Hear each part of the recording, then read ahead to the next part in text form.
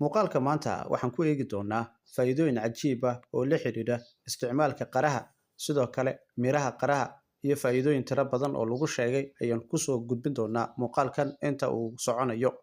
Fadlan dhammayso, subscribe inoo saar channelkan, like garee, la wadaag asxaabtaada. Qaruhu waa mid ka mid ah furuudyada midka ugu daaweynta badan uguna waxtarka badan ee jirka aadanaha u fiican. Faa'iidooyinkiisa waxay ka bilowdaan maskaxda ilaa unugyada jirka. Waqtiga ugu fiican ee la isticmaalo khudaartan ama fruutkan waa xagaaga marka ay bislaadaan oo ay ka buuxaan nafaqooyin iyo fitamiino iyo macdano aad u badan.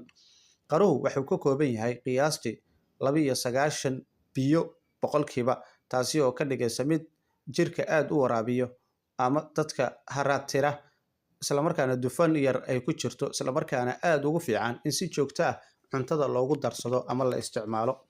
Cunistiisu waxay hagaajisaa caafimaadka wadnaha, indhaha iyo difaaca jirka.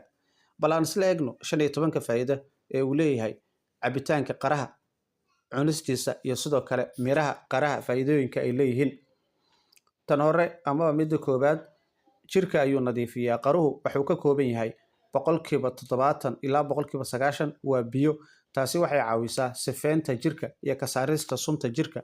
Waxaa ku jira maadada potassium iyo magnesium, kuwa oo caawiya habka detoxification-ka oo jirka uu ku nadiifiyo walxaha wasakhda ee jirka ku jiro. Potassium-ka waxa uu yareeyaa cadaadiska dhiigga iyo biyaha ku urura jirka, halka magnesium-ka uu taageero boqolaal shaqooyin oo unugyada ay sameeyaan hurdo fiican iyo yareynta niyad jabka. Sidoo kale miisaanka ayuu dhimaa. Hal koob oo qara ah oo la jarjaray wuxuu leeyahay oo keliya 46 calories. Sida daraaddeed wuxuu ku habboon yahay dadka miisaanka dhimaya. Biyaha ku badan ayaa ka dhigaya inaad dareento buuxsanaan, in aad dareento inaad dhergto. Casiirka qaraha ama cabitaanka qaraha marka aad cabto kadib jimicsiga waxa uu degdeg u soo celinayaa tamarta ama energy-ga, taasi oo ka hortagta murqa xanuunka. Sidoo kale murqaha ayuu dhisaa.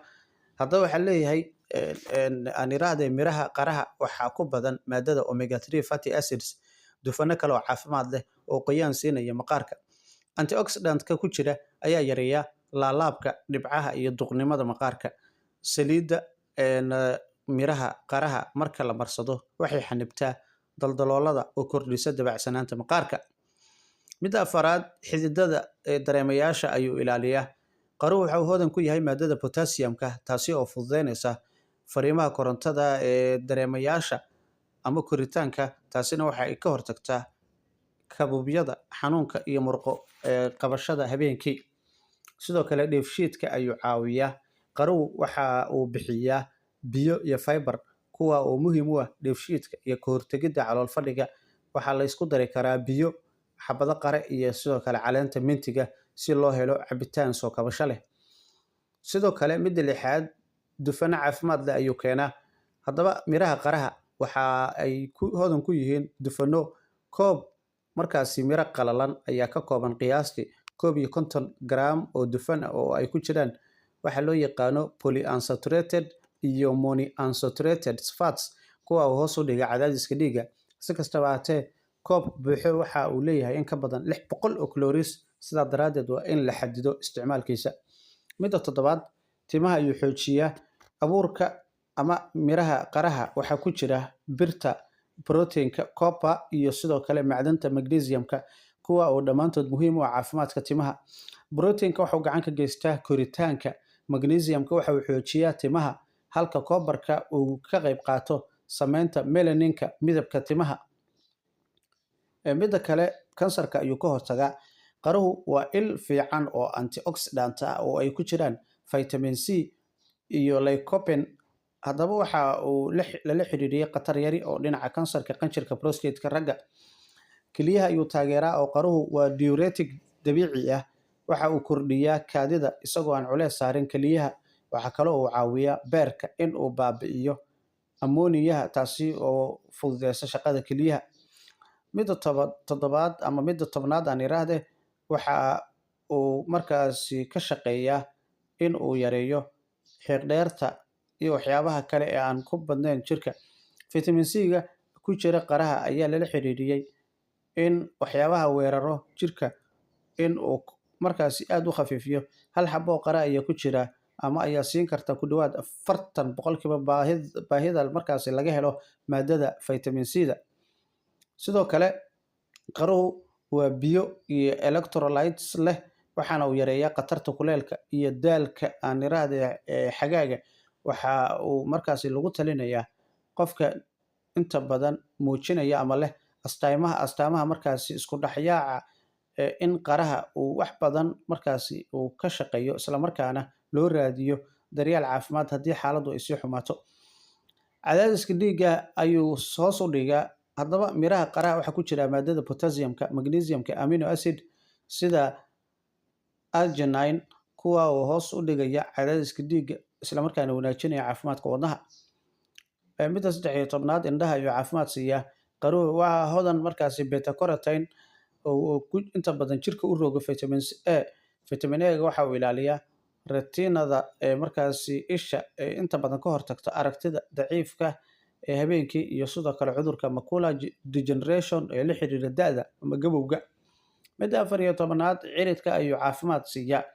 Vitamin C-ga ku jira qaraha waxa uu adkeeyaa xididada dhiigga iyo ciridka. Haddii uu jirka yaraado ama ku yaraado maadada vitamin C, waxaa dhici karta in ciridka dhiigbax uu keeno, sidoo kalena ilkaha gaar ahaana in ay qodmaan, sidoo kalena ilka burbur qofka uu soo gaaro. Dhinaca kale, vitamin C waxa uu baabi'iyaa bakteeriyada afka ku jirta oo sababi karta cudurrada ciridka iyo dhiigga afka. Dhanka finanka, waxaa leeyahay vitamin A-ga ku jiro qaraha waxa uu yareeyaa daldaloolada maqaarka iyo sidoo kale finanka. Saliidda badanna wejiga waa uu ka hortagaa. Haddaba digniin, inkasta oo qaruhu caafimaad leeyahay, cunista xad dhaafka waxay keeni kartaa nafaqooyin kale oo jirka u baahan in laga dhaco. Haddii la isku koobo oo qaraha oo keliya, potassium badan oo jirka ku aruuro oo sababi kara wadne garaac joogto ahayn iyo sidoo kale murqo la'aan qofka soo gaadha. Sokorta badan oo khatar ku noqon karta dadka sonkorowga qaba. Sidaa daraaddeed, cun qaraha qayb ka mid ah isu dheelitir oo cuntada waa inaad cuntaa. Qaruhu ma ahan oo keliya cunto xagaaga la isticmaalo, waa qudrad caafimaad badan leh, waxayna ka hortagtaa cudurro, waxay hagaajisaa maqaarka iyo timaha, waxayna xoojisaa wadnaha iyo kelyaha, waxaana lala xiriiriyay dawooyin badan iyo waxtarro aad u badan oo dhinaca caafimaadka aadanaha. Haddaba isticmaal oo si joogto ah u isticmaal, maadaama qaraha inta badan dadka Soomaaliyeed ay aad u ogyihiin waxtarkiisa. Waxaana gobollada laga hela ka mid ah Soomaaliya, Kenya iyo sidoo kale bariga Afrika.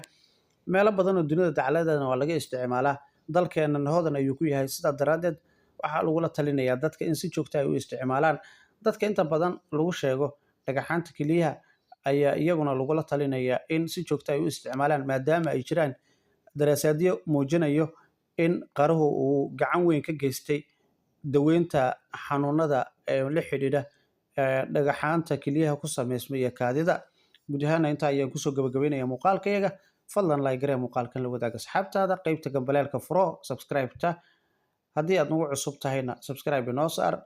Waxaan ku rajaynayaa in tan iyo muuqaalkiisa xigeenta aynu dib dambe hawada ugu wada kulmi doono. Sidaa iyo wasalaamu calaykum waraxmatullaahi wabarakaatu.